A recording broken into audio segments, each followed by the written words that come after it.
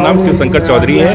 मैं उप संभागीय कृषि प्रसार अधिकारी के रूप में यहाँ पे कार्यरत हूँ। और मेरा जो 3 तहसील मेरे पास है, सदर तहसील है और करनैलगंज, तरफगंज, 3 तहसील है मेरे पास।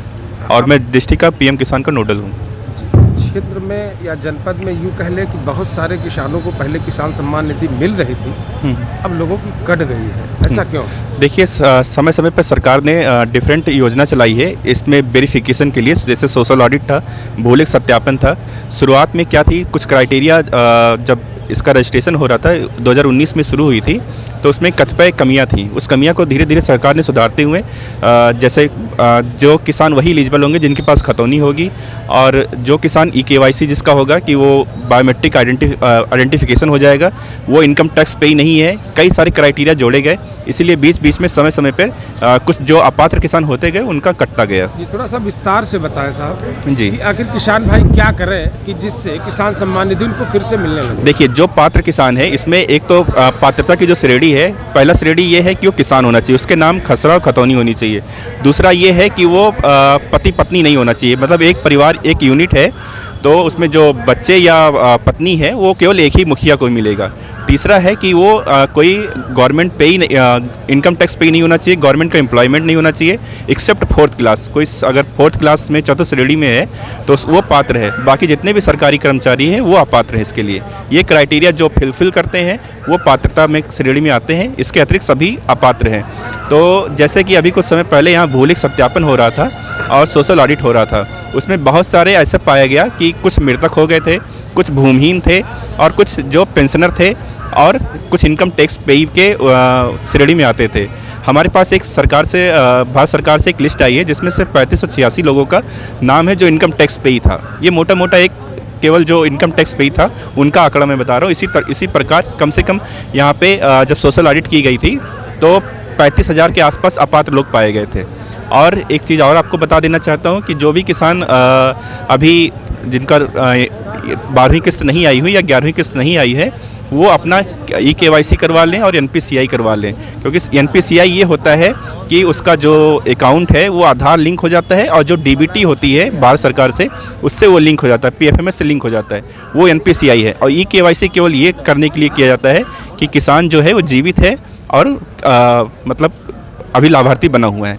तो दोनों अलग अलग चीज़ें। क्षेत्र में बहुत सारे किसानों का ये आरोप है कि जब से उनका किसान सम्मान निधि कटा तब तक वो ऑफिसों के, कृषि विभाग के और तहसील के वो महीनों से चक्कर लगा रहे हैं, देखिए उनका नहीं बन पा रहा। जी। देखिए, कुछ किसान, बहुत सारे किसान जो अपात्र हो गए हैं, अपात्रता की श्रेणी में इसलिए जैसे जब सत्यापन उनका हो रहा था 5%, 10% सैंपल के रूप में लेके पूरा गोंडा का सर्वे जब किया गया था, तो कई किसान ऐसे पाए गए जिनकी खतौनी एक गांव में थी लेकिन उन्होंने रजिस्ट्रेशन दूसरे गांव से कराया था। तो लेखपालों ने जब इसका सत्यापन किया तो वो नहीं मिले उस गांव में। इस कारण से कई सारे अपात्र हो गए थे और भी कई कारण अपात्रता के थे, उसको हम लोग सुलझा रहे हैं। और भारत सरकार के पास हमने ऐसे करीब काफ़ी नाम 20,000 के आसपास नाम भी भेज दिया है। अब हम लोग वहाँ से रिस्पांस का वेट कर रहे हैं। जैसे ही वहाँ से कुछ रिस्पांस मिलता है हम लोग सारे को पात्र करते हुए उनको लाभार्थी बनाने के लिए कतिपय प्रयासरत रहेंगे। कोई ऐसी योजना बताइए जो आसानी से किसानों को मिल सके उसका लाभ। देखिए, कई योजनाएं कृषि विभाग के पास तो बहुत है। जैसे हमारा कृषि विभाग का जो लक्ष्य है या जो सोच है वो यही है कि किसानों की आय को कैसे बढ़ाया जाए और किसानों की मजबूती कैसे किया जाए। तो हम लोग जैसे अपना एक मशीनीकरण के लिए, मैकेनाइजेशन के लिए स्कीम चलाते हैं, तो उसमें हम किसानों को कई सारे यंत्र देते हैं। पहले आओ पहले पाओ के आधार पर बुकिंग करते हैं, किसान जाके अपना रजिस्ट्रेशन करा ले और बुकिंग कर ले, उसी आधार पे उनको कई सारे यंत्र मिल जाते हैं। तो जैसे एक हमारी महत्वाकांक्षा स्कीम है फार्म मशीनरी बैंक, उसमें हम लोग 12 लाख की सब्सिडी देते हैं। 15 लाख रुपए उसमें मशीनरी खरीदना पड़ता है और उसके आधार पर 80% सब्सिडी मिल जाती है। ऐसे ही बहुत सारी हमारी योजनाएं चल रही हैं और हम लोग किसानों के इनकम को बढ़ाने के लिए प्रयासरत हैं।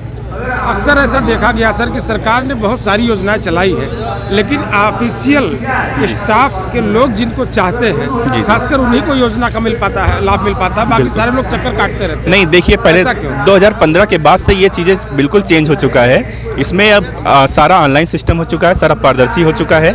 तो अब ये हमारे हाथ में नहीं है कि हम जो जिसको चाहें वो दे सकें। जो किसान जो किसान अपना रजिस्ट्रेशन कराया है और ऑनलाइन अपना थोड़ा सा जानकारी है, अभी क्या हो रहा है कि जानकारी के अभाव में किसान बिछुड़ जा रहे हैं। तो हम लोग प्रयासरत हैं कि वो उनके जानकारी बढ़े, ऑनलाइन कंप्यूटर की जानकारी वो लोग हो, जिसको ये जानकारी है वो तुरंत मिल जा रहा है। और हम लोग प्रयासरत हैं कि सभी किसान जागरूक हो सके। हमारे कर्मचारियों के माध्यम से हम लोग प्रचार प्रसार भी करवा रहे हैं उनके जानकारी के लिए, और हम लोग कत पे प्रयासरत हैं इसके लिए।